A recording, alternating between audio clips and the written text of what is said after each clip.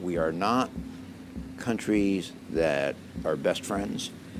We are not countries that fully understand each other. We are not countries with the same system, values, culture, or nature of the economy. But we are countries that have learned how to deal with each other.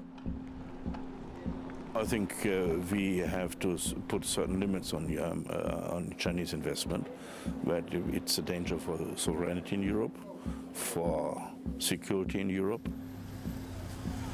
In particular, in the case of Africa, within China, there's enormous amounts of competition between the various development banks, between the various commercial banks, all looking for a stake in the African pie.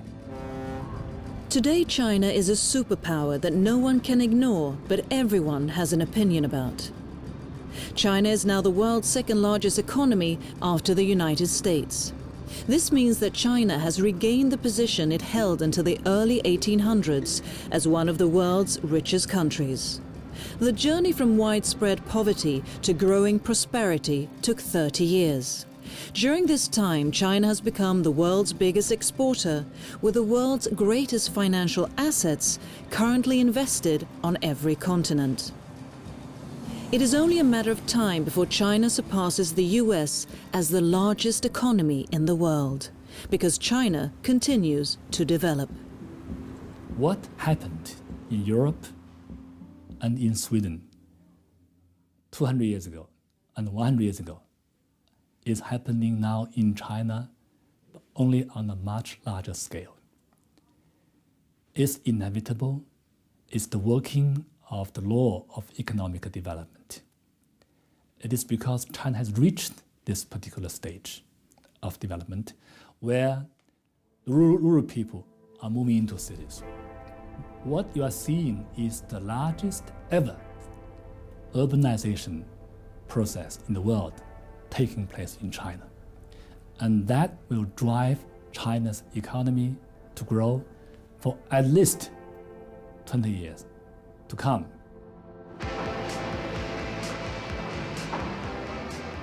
This journey to modernization and prosperity devours so much energy and resources that China can no longer supply itself.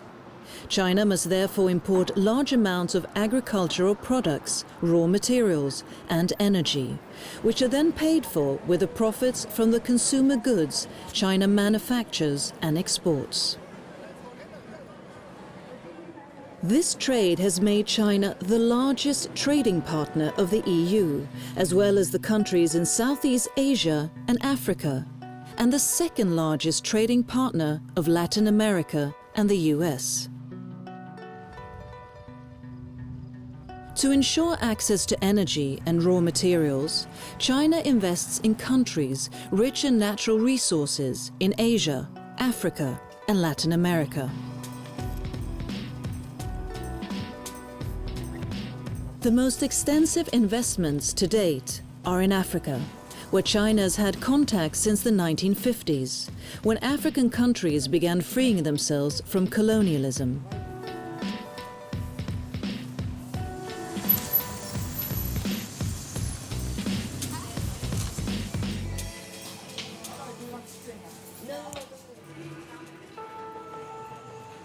The airport in Maputo, the capital of Mozambique, is expanding.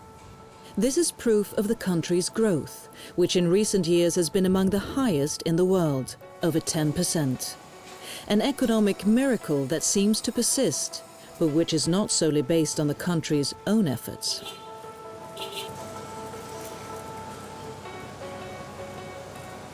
Chinese investment is unapologetically for commercial interests, and this has nothing to do with altruistic behavior and some type of development partnership going forward for the greater good of the African continent alone.